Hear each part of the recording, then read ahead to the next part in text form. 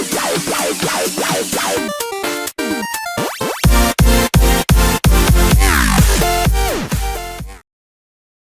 Assalamualaikum warahmatullahi wabarakatuh. Selamat pagi saudara-saudari semua. Pada pertemuan yang ketiga ini tentunya kita semakin leluasa ya akan menyampaikan materi pada hari ini ya, sehingga pada hari ini kita masih bisa bertemu bertatap muka dalam keadaan sehat walafiat. Semoga demikian untuk selanjutnya. Nah, sebelum masuk pada materi, saudara semua, lebih baiknya agar pelaksanaan pembelajaran pada hari ini kita sukses, kita lebih baik berdoa lebih dahulu. Mari silakan berdoa menurut agama dan kepercayaannya masing-masing. Berdoa dimulai. Selesai. Oke, untuk selanjutnya ya. Kita pada pertemuan yang lalu kita sudah belajar tentang hakikat bahasa. Ya, kita akan melanjutkan materi berikutnya. Itu adalah masih tentang masalah bahasa, tetapi ini adalah simbolnya. Ya, simbol bahasa. Ibu belum menyampaikan materi pokok apa sih yang akan kita sampaikan pada hari ini. Ya, sebelumnya kita perhatikan dulu ya. Kita perhatikan gambar tersebut. Ya, pada gambar tersebut di situ ada burung, ada kursi, ada lagi pohon dan matahari. Nah, sekarang seperti ini. Pada empat gambar tersebut, siapakah sih sebenarnya yang belum pernah melihat dalam kehidupan nyata ini? Tentunya Anda sudah pernah melihat semua kan? Ya, nah seperti ini. Mengapa burung itu berkaki dua? Mengapa yang berkaki dua itu ada disebut burung? Padahal yang berkaki dua yang lain banyak kan? Ada ayam, ada angsa dan sebagainya. Nah sekarang pohon. Mengapa batang yang begitu rimbun disebut pohon? Nah, nanti lebih lanjutnya akan kita bahas. Yang ketiga, mengapa itu kursi? Nah, seperti sekarang saudara semua duduk di mana? Di kursi kan? Nah, apa yang berkaki empat itu kan disebut kursi. Nah, sekarang terakhir adalah matahari, ya. Nah, matahari yang fungsinya sangat bermanfaat bagi kehidupan manusia, tentunya Anda tidak jangan melupakan hal itu gitu. Nah, sekarang dari pertanyaan kita, mengapa sih kok yang dibuat contoh hanya empat ini? Sebenarnya apakah tidak ada contoh yang lain? Ada, sangat banyak sekali gitu. Kalau saudara bisa menemukan sangat banyak sekali contoh-contoh yang lain, ya. Sekarang gini, ini adalah burung. Ya, apakah kira-kira ada yang marah kalau orang lain mengatakan ini bukan burung, gitu ya? Apakah ada yang marah kalau mengatakan yang itu bukan kursi, bukan matahari, ataupun bukan pohon? Tentunya tidak kan? Ya, jadi sekarang ada satu pertanyaan sebelum kita masuk pada materi yang menjadi inti pokok pada pembelajaran pada pagi hari ini. Ya, sekarang mengapakah dan apa alasannya empat gambar tersebut sebagai contoh simbol dari lambang yang akan kita pelajari pada hari ini? Baiklah, kita sekarang masuk pada materi kita. Itu adalah bahasa merupakan sistem lambang ya, yang arbitrary, manasuka dan konvensional. Nah sekarang yang perlu Anda ketahui, kira-kira Anda kan banyak nih sekelas ya. Siapa yang ingat kita kira-kira atau mengerti makna dari keempat judul kita tadi? Kata pertama adalah simbol, ya. Kedua adalah hakikat itu apa, lambang apa, konvensional itu sebenarnya apa. Sekarang simbol itu adalah bisa digambarkan suatu objek, ya. Manasuka itu adalah terserah saya mau mengatakan itu burung atau bukan, itu matahari atau bukan, itu manasuka. Ya. Kalau konvensional berarti kata tersebut sudah merupakan kesepakatan masyarakat banyak. Sehingga misalkan saya analogikan dengan contoh yang berbeda dengan masuk ke bahasa daerah misalkan. Misalkan orang bahasa Indonesia mengatakan itu adalah rumput. Bahasa Jawa apa coba? Bahasa Jawa kan suket kan? Nah, ada yang marah ketika orang Jawa, kita berbahasa Indonesia mengatakan rumput, tidak akan marah. Begitu juga kita orang sedang berbahasa Indonesia mendengar orang Jawa mengatakan itu suket, kan nggak ada yang marah. Itulah mana suka. Itu yang namanya mana suka, seperti itu. Konvensional, kata suket orang mengerti semua, orang Jawa pasti mengerti semua tentang suket itu, gitu ya. Itu adalah rumput gitu. Dan rumput itu orang mengerti semua bahwa rumput itu adalah suket gitu. Dan bisa contoh-contoh yang lain, bahasa Sunda segala macam, bahasa Komering bisa dicontohkan untuk contoh konvensional dan mana suka, gitu ya. Nah, sekarang karena dikatakan simbol itu adalah lambang. Sekarang kalau dalam kehidupan anak-anaknya, anak-anak kan paling suka dengan ikan. Sekarang ikan itu adalah bisa dikatakan simbol.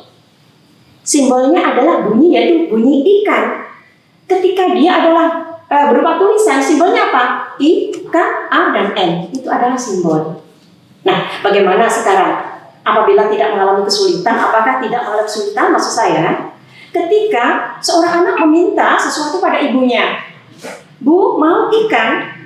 Ya, otomatis ibu berpikir, si ibu, ikan yang tercermin pada benak si ibu, oh, anakku mau ikan. Ya, dia akan ingat simbol ikan itu adalah sesuatu yang enak dimakan. Tetapi bagaimana ketika misalkan simbol itu tidak ada? Ketika simbol itu tidak ada, mungkin anak itu akan mengatakan demikian, Ibu, aku mau hewan air yang bisa berenang, yang mempunyai sirip dan enak dimakan. Alangkah panjangnya kita akan menerjemahkan hal itu. Ya, apabila kata saya tadi, jika kita tidak ada simbol, maka simbol adalah akan mempermudah lingkungan sosial antara kita dengan seseorang untuk berinteraksi lebih mudah, ya, dan lebih mudah diingat. Nah, sekarang selanjutnya, kira-kira sampai di sini siapa yang belum jelas bahwa lambang itu apa, simbol apa, mana suka apa, konvensional apa? Tadi sudah dijelaskan. Adakah yang bertanya sampai di sini sedikit sebelum saya lanjutkan? Begitu?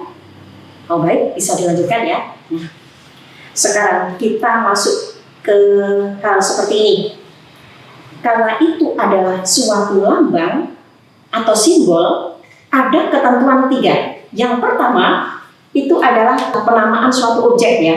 Penamaan suatu objek yang sama antara satu bahasa, masyarakat bahasa dengan bahasa yang lain.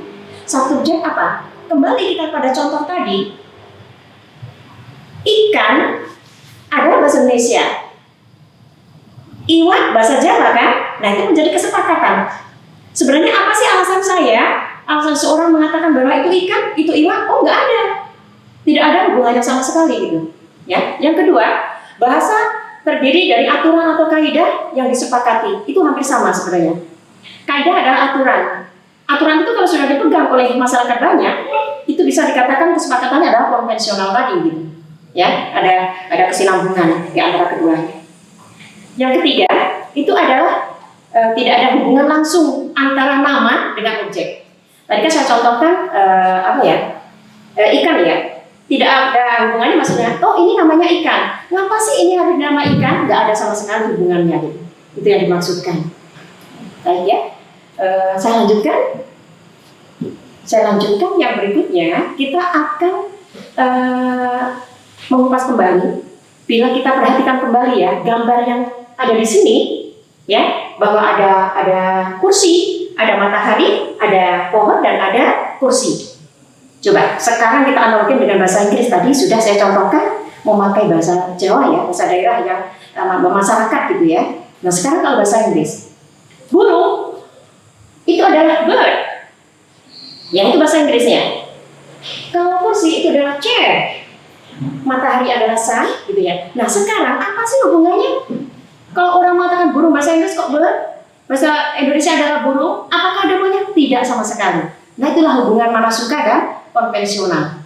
Sama sekali tidak menyentuh kenamaan. Mengapa objek tersebut dikatakan burung atau bird dalam bahasa Inggrisnya, gitu ya. Coba sekarang dari atas tadi kita ulas ya. Apa sih alasannya sebenarnya kok hal-hal tersebut kok dikatakan oh itu burung, itu adalah bird, itu adalah kursi, adalah chair dan sebagainya. Siapa yang bisa menjawab sekarang? Kalau semua itu dikatakan bahwa itu mempunyai penyebutan yang berbeda, ya. Saya yakin dan percaya pada saudara semua bingung untuk menjawabnya. Karena apa? Memang tidak ada jawabnya. Mengapa sih alasannya itu kok dikatakan burung? Mengapa alasannya itu dikatakan bird dalam bahasa Inggrisnya? Ya, nah sekarang tidak ada alasannya. Jawabnya juga tidak ada. Karena memang itu tercipta atas kesepakatan mula dari sananya memang sudah seperti itu gitu. Jadi kita tidak bisa untuk mengatakan bahwa oh ini adalah rumusnya seperti ini jadi terjadi seperti ini, tidak ada sama sekali gitu. Ya, baiklah, saudara semua bisa kita lanjutkan ya. Kita lanjutkan berikutnya. Sekarang gini. Berikutnya saya akan mengulas sedikit kembali, ya. Pada dasarnya itu, ya, tak ada alasan loh untuk mengatakan bahwa itu khusus nama dengan objek, ya, tidak ada sama sekali gitu ya. Mengapa disebut hal itu? Karena itu bentuknya hanyalah kesepakatan. Nah, seperti itu ya. Nah, setelah diulas dari awal hingga akhir, coba saya ingin Anda semua memberikan sebuah pertanyaan, ya, di mana letak ketidakjelasan dari awal hingga materi sekarang yang Ibu sampaikan. Ya, Ibu tunggu beberapa menit ya. Silakan bentuk sebuah pertanyaan, ya, 3 pertanyaan, ya, tentang pokok bahasan pada pagi hari ini.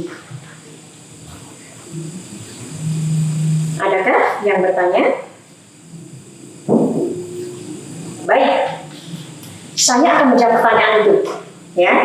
Anda bertanya bahwa mengapa konvensional itu sebenarnya harus ada pada masyarakat. Benar. Konvensional itu kesepakatan. Mengapa harus ada pada masyarakat? Tanpa ada konvensional, orang akan bingung tentang suatu hal yang akan kita sampaikan.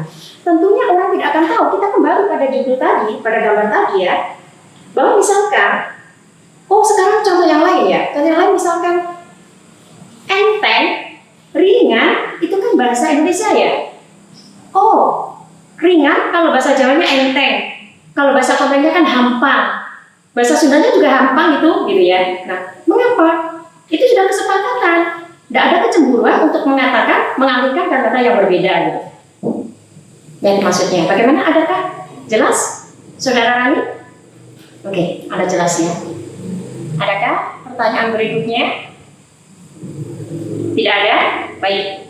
Kalau tidak ada pembelajaran pada pagi hari ini, saya simpulkan. Mari, para mahasiswa kita simpulkan bersama-sama hasil pembelajaran pada pertemuan hari ini bahwa sistem lambang, sistem tadi adalah cara, lambang itu sama dengan simbol itu adalah tanda.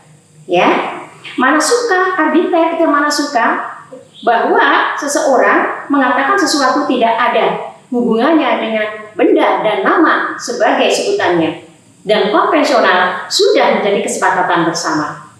Tentunya itu kesimpulan pada kesempatan pagi hari ini. Semoga kesempatan hari ini adalah yang terbaik buat kita semua, saudara semua ya. Mudah-mudahan ilmu yang Ibu berikan pada hari ini akan bermanfaat bagi Anda semua dan kedepannya. Baik. Untuk tugas di rumah, silakan baca modul berikutnya pada halaman 142 akan kita bahas pada pertemuan yang akan datang.